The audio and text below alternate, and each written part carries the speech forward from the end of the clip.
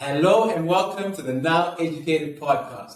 In this episode, we're going to talk about three things: the Victoria Falls Stock Exchange, what's in it for locals, what's in it for foreigners, and what's in it for the companies. Now, if you're on a journey to build wealth or you're interested in becoming wealthy, one thing you want to get serious on is becoming an owner.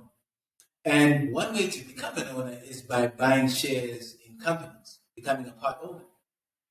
It comes with amazing advantages. My two favorite being you get to make a bit of money whenever the company makes a profit and distributes a portion of those profits to shareholders in what is called a dividend.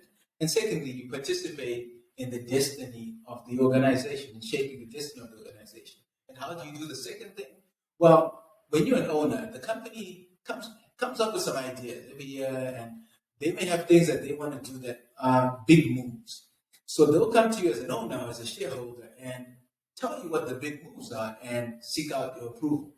So my wife and I own one such company that's going through that process of wanting to make a big move. And the name of the company is Axia. And if you're not familiar with it, and you're from outside Zimbabwe, you want to Google that stuff. But if you're from Zimbabwe, you're probably familiar with brands like TV Sales and High, probably bought a bed or a TV from them at some point in time in your life, or know someone who did. And brands like Transfer, which does motor vehicle spares and runs got a remarkable retail network. You can hear I'm an owner, right? Selling my people, selling my company. Now they're thinking of moving from the Zimbabwe Stock Exchange over to the Victoria Falls Stock Exchange. So the Zimbabwe Stock Exchange, to give you context, is our local currency-based stock exchange where companies list. And the Victoria Falls Stock Exchange is local to Zim, yes, but based on the United States dollar as the functional currency. So it's a US dollar-based stock exchange. And apparently it's set up so that it can be an offshore service center. Cool, right? So why do they want to move? They will tell me.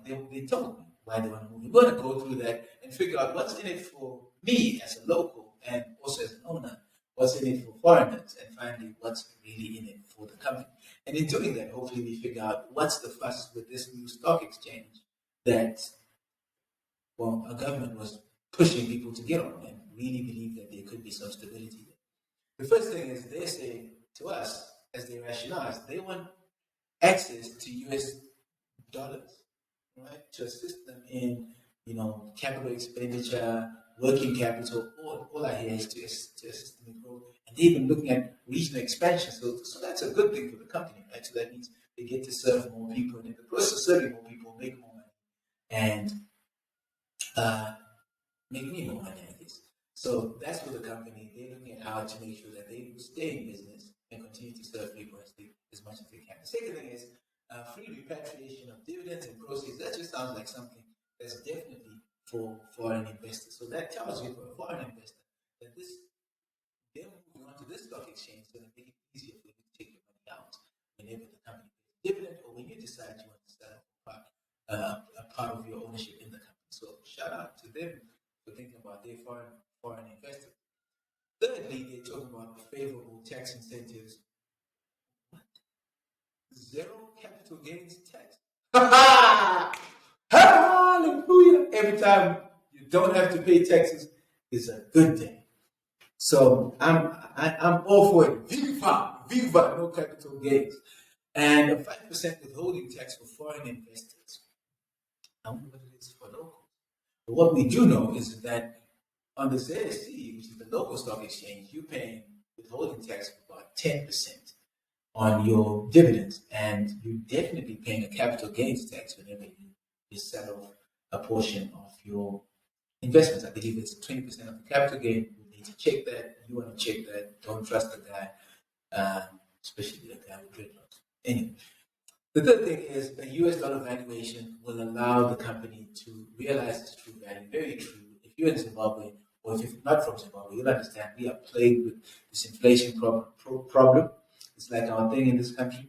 And it hurts companies in that it doesn't truly reflect the true value that they bring into the market. So the US dollar, not the best, they're also going through the motions, but they give a truer valuation. They give a better picture of what a company is doing performance. So that was for the company and not really for all of us.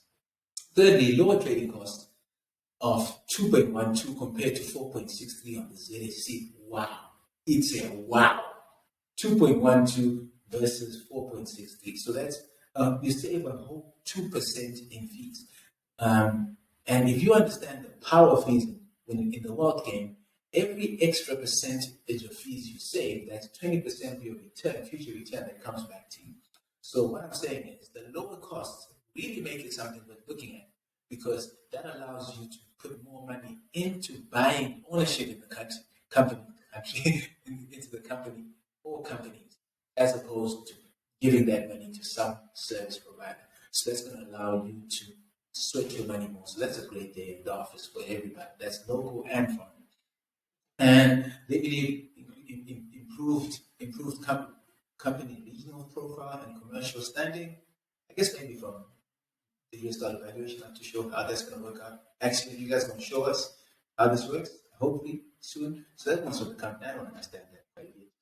So the last one that they mentioned to us is a more efficient financial reporting tool USD denominated group financial statements. I think I like the second bit, which is the lower risk perception. And I think that's just from them getting themselves out of,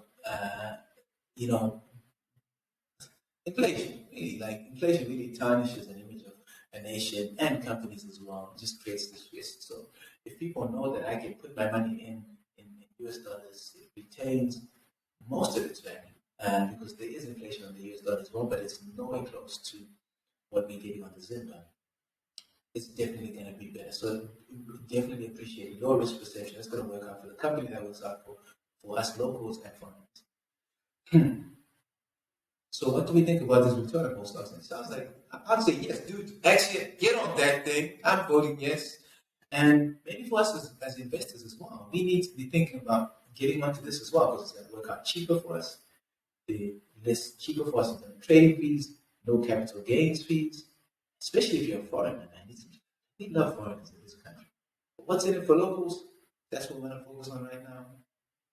The lower fees, trading fees, the no capital gains fees, and just the possibility of actually being able to invest in the long term and get access to compounding growth by investing in very good companies, and be assured that in 5, 10, 15 years, you're going to have your money in a currency that is functional, likely to be more functional.